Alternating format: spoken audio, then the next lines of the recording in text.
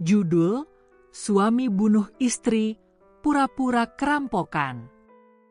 Bagian 1. Rumah tangga yang terlihat sempurna. Di sebuah perumahan sederhana di pinggiran kota Depok, tinggal sepasang suami istri, Raka dan Indah, bersama anak sematawayang mereka yang baru berusia 5 tahun, Nara. Raka bekerja sebagai pegawai kantor pajak, sedangkan Indah seorang ibu rumah tangga yang setia mengurus rumah dan anak. Dari luar, keluarga ini tampak harmonis. Setiap pagi, tetangga melihat Indah mengantar Raka ke depan pintu sambil membawa bekal dan menyapa tetangga dengan senyum ramah. Tapi di balik pintu rumah mereka, ada luka dan rahasia yang menganga. Bagian 2. Selingkuhan dari masa lalu. Raka diam-diam menjalin hubungan terlarang dengan Sarah, mantan pacarnya sewaktu kuliah yang kini bekerja sebagai sales properti.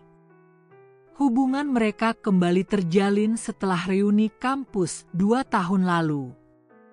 Sejak saat itu, Raka sering lembur dan berdalih ada dinas luar kota, padahal ia menghabiskan malam dengan Sarah di apartemen sewaan. Sarah, wanita ambisius dan manipulatif, mulai menekan Raka untuk menceraikan Indah. "Kalau kamu benar cinta sama aku, tinggalkan istrimu. Aku gak mau terus-terusan jadi yang kedua," katanya suatu malam. Awalnya Raka ragu. Tapi setelah Sarah mengancam akan menyebarkan foto-foto intim mereka, Raka mulai berpikir ekstrim. Perceraian akan memalukan. Harta akan terbagi. Reputasi bisa hancur. Tapi kalau Indah mati.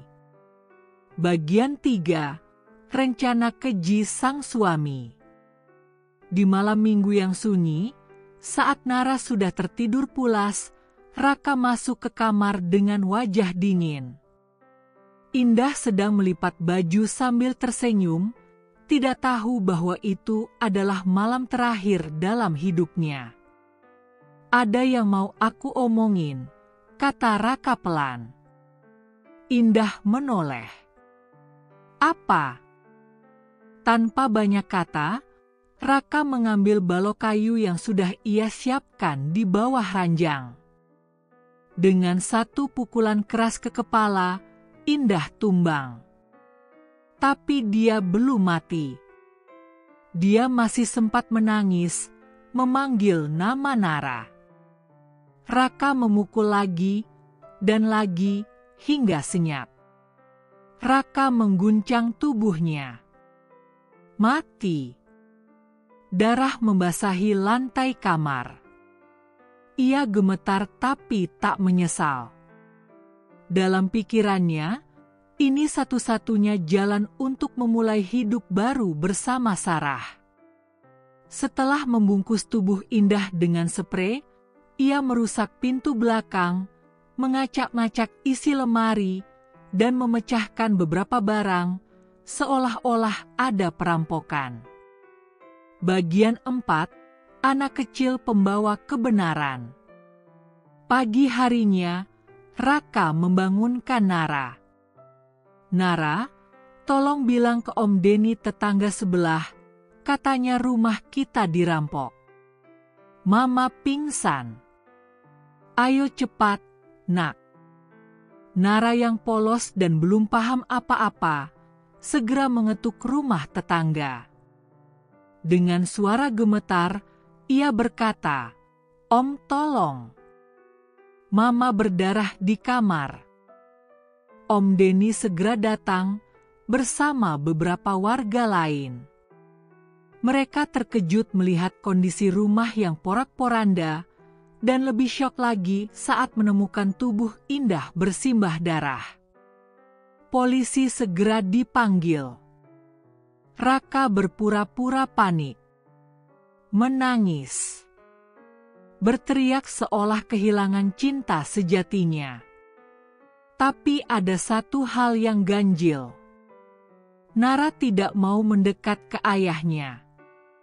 Bahkan saat Raka ingin memeluknya, anak itu menangis ketakutan. "Ayah, jangan pukul mama lagi." Sontak warga terdiam. Om Denny bertanya, "Nara, ayah yang pukul mama?" Anak itu hanya diam, lalu mengangguk perlahan. Tangannya gemetar. Ia menutup telinga dan mulai menangis keras. Bagian 5, rahasia terungkap. Polisi yang menyelidiki mulai curiga. Tidak ada jejak perampokan dari luar. Tidak ada sidik jari asing. Aneh lagi, barang-barang mahal tidak diambil. Bahkan perhiasan indah di lehernya masih utuh. Setelah dilakukan autopsi, luka pada tubuh Indah menunjukkan bahwa ia dibunuh dengan alat tumpul dan tanpa tanda-tanda perlawanan dari pihak luar. Semua bukti mengarah pada orang dalam. Dan testimoni kecil dari Nara membuat segalanya terbuka. Raka akhirnya ditangkap setelah hasil penyelidikan lengkap. Di depan hakim, ia masih menyangkal. Tapi rekaman CCTV dari rumah tetangga yang memperlihatkan tidak ada siapapun masuk ke rumah malam itu jadi bukti kunci. Bagian 6, penyesalan yang terlambat. Di ruang tahanan, Raka hanya bisa menatap kosong.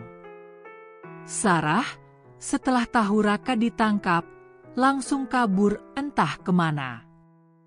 Tak ada yang datang menjenguk. Orang tuanya malu. Saudara-saudaranya tak mau mengakuinya lagi. Nara kini diasuh oleh adik Indah dan selalu menangis tiap malam memanggil ibunya. Raka akhirnya dihukum seumur hidup. Tapi siksaan paling besar bukan dari vonis pengadilan, melainkan tatapan kosong dari anaknya setiap kali ia mencoba menyapa saat di ruang kunjungan. "Ayah jahat, ayah bunuh mama." Kalimat itu terus terngiang di telinga Raka, malam demi malam. Menghantui sampai akhir hayatnya. Pesan moral: jangan pernah mengkhianati orang yang tulus mencintai kita. Nafsu bisa membutakan hati dan membawa kehancuran pada diri sendiri serta keluarga. Anak kecil mungkin tidak bisa bicara banyak, tapi mereka bisa jadi saksi kebenaran.